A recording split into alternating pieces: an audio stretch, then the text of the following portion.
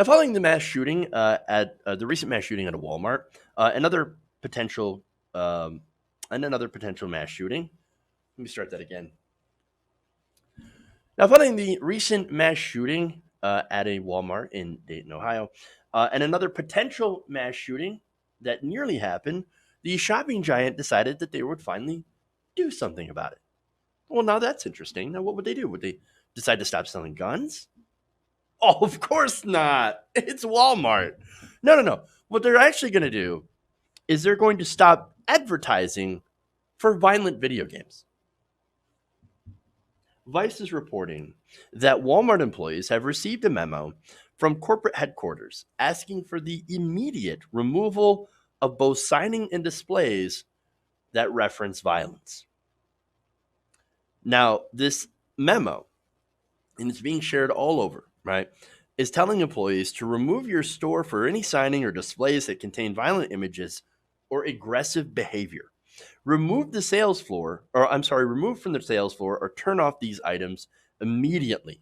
Now, those items that should be turned off include Xbox and PlayStation units, and to cancel any events promoting combat style or third-person shooter games that may be scheduled in electronics. They also said the removal of violent video games in Walmart also extends to movies and hunting season videos in sporting goods. So there you have it. Because all of that violent imagery all over Walmart is sure to trigger someone into having a mass shooting at Walmart with a gun that they just bought at Walmart. Logic. Now, in the real world, of course, video games and violent movies do not cause mass shootings. I don't know how many times we have to go through this, but we'll go through it one more time. Now, according to Villanova University professor Patrick Markey, trends show a completely opposite effect of video games or video game use in that they tend to reduce violent crime.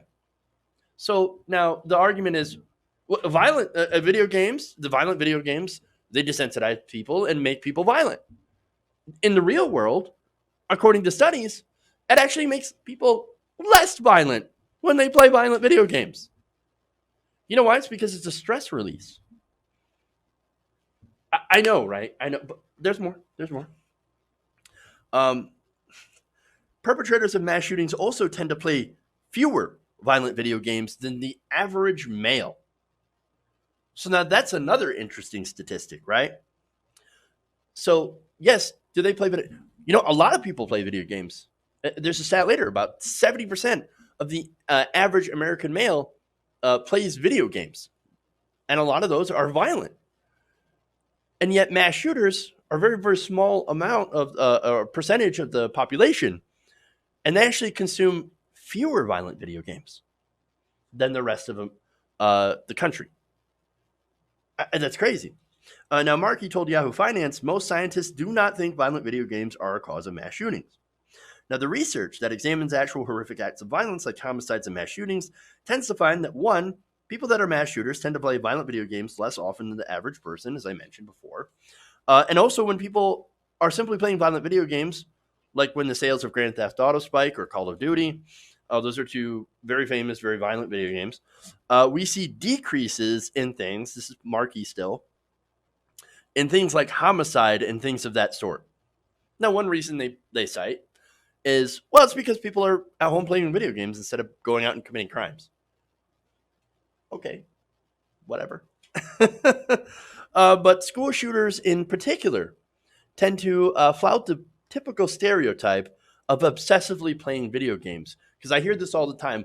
They're murder simulators. That's what they do. They go and they play COD for hours and then they come out of murder and they're completely trained. Okay, so if video games train you to be good at something, I would be really good at sword fighting. I would be really good at casting Furaga 3 on my enemies. Okay? I'd be pretty good at that. It turns out, I'd also be a good Formula One racer if video games were training you to actually do things. That's nonsense. We all know that's nonsense. And yet, even the people who are making that argument, they also know it's nonsense. Nonsense. Now, there's more. More stats here. According to Markey, about 13 to 20% of school shooters play games. Now, you might think, oh my God, that's a really, really large amount of people. That's almost 20%. Holy crap, we got to do something about the video games. No.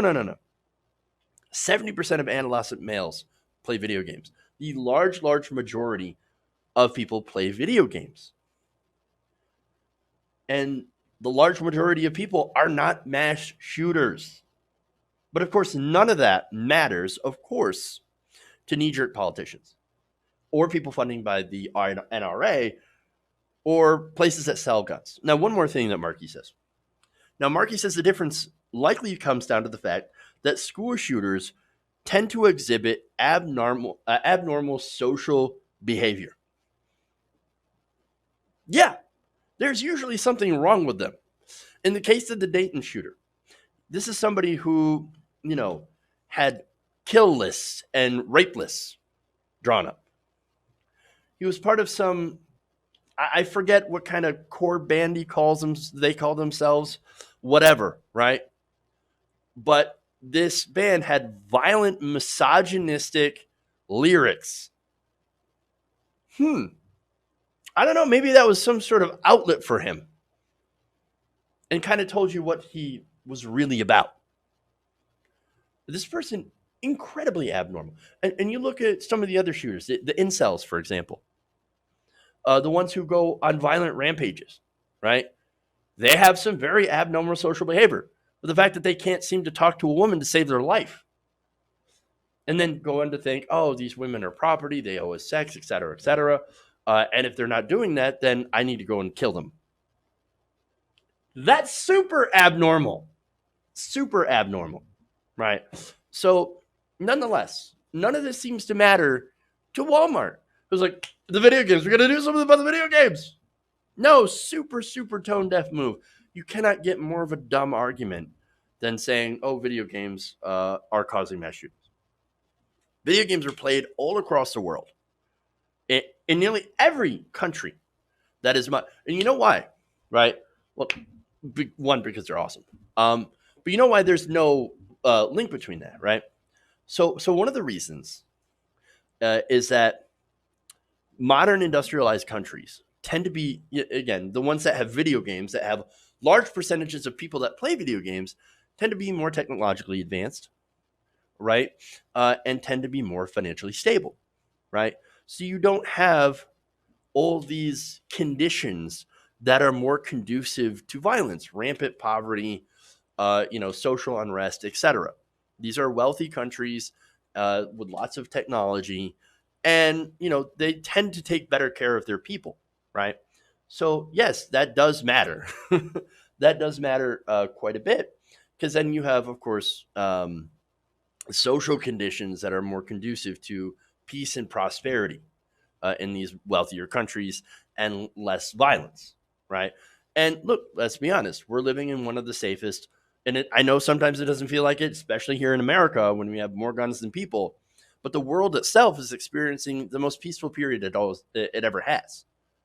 I know it's crazy to say that, but that's a statistical fact. We're actually living in the safest period of human history. Now that could change, and it will change, especially when, the climate refugees start to come, unless we do something about rampant, unchecked climate change. But as of right now, we're actually incredibly safe overall in the world. The United States just happens to be one of the least safe places in the developed world because we have so many guns, and we don't have, we have so many guns. And that's the major problem here. See, Japan, South Korea, they tend to play the most video games in the world. There are no mass shootings there. We're the only one that seems to have this problem with mass shootings, right? And it's almost as if the guns are the problem. But Jeff, what about mental health, right? Somebody's always going to come in and chime in with the mental health issue, right? Well, other countries also have people who have mental health issues, right? And yet these other countries do not have more guns than people. So they don't have any or as many mass shootings as America. In fact, in other countries, if you have 3 mass shootings in a year, well, then, oh my God, they're freaking out. They're like, how? Oh my God, what's going on with our country? This is a national emergency. The United States had over 200 mass shootings so far this year. This year. Look at what New Zealand had done. They had 1 mass shooting. They said, okay, that's it. Gun ban, and we're doing a buyback program. We're end of this. We're going to do something about it. Within, what, a month or so? They got it done. Instantly. I'm just saying that's the turnaround here, right? And that's, of course, what's going on all over the world. And yet in America, we can't do anything about this. We can't do anything about this. And again, mental health or video games, they're not the culprit. It's the guns. It's the guns. And these are facts. And if you do not like these facts, well, then you don't like facts. Period. But see, the same people, of course, that point out mental illness, right? And we'll go back to that, right? Again, we're the only country in the modern industrialized world that doesn't have guaranteed health care for everyone, which includes mental health care, right? The same people that point at mental illness are the same ones that scream about socialism whenever we try to say, hey, healthcare is a human right. Let's expand Medicare for all and cover every single man, woman, and child in this country and give them healthcare, which, by the way, mental health is part of healthcare and should not be considered separate. Dental health should also not be considered separate, by the way. Vision, same thing. It's all healthcare. It's all healthcare. So we should guarantee it to everyone. And we're the only country that doesn't. And we are the only country that has more guns than people. And yet we have this problem of mass shootings, and we're the only one. And yet people look around and said, what can we do? There's nothing we can do about this. I mean, I don't know. I don't understand how this happens. And the entire world just sits there and stares at us. And it's like, what is wrong with you? What is wrong with you, people? No, here's the thing. These are all BS distractions. Absolute BS distractions. You know, there's even a claim, by the way, that it's, oh no, it's all the antidepressants and the medications that people are taking. Got you right there. We're over-medicating our people. Now, do we have an issue with over-prescribing medication to certain people? Yeah, actually, we do. And that's pharmaceutical industry profit, right?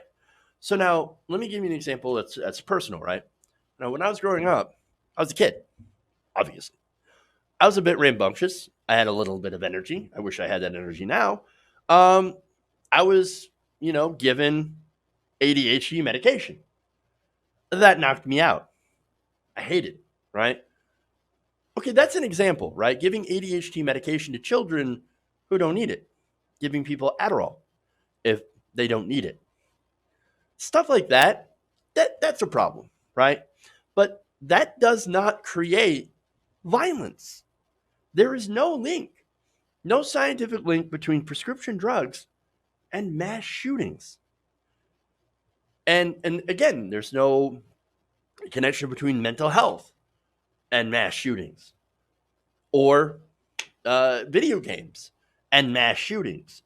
It all has to do mainly with guns. Now, it's not just guns in this case. White supremacy, of course, plays into this, right? You have people who are far right, anti-government, extremist, incel, angry white males that are committing most of this violence. Now, I'm not saying that there aren't other types of violence. Of course there is. Or other types of terrorism. There's, Islamic terrorism. That is a serious problem as well. Of course, they're usually committed by young, disaffected Muslims, right? And that's Islamic terrorism, right? There are all sorts of problems here, right? But one of the main drivers is the easy access to guns and weaponry. And we need to admit the truth of this problem if we're going to actually come up with some ideas to solve it. Hey guys, hopefully you enjoyed that free video. Now I'm going to have to ask you a favor. Between the demonetization and YouTube algorithm messing around with view counts, etc. We're having a hard time adjusting to the new YouTube reality, which is where you guys come in.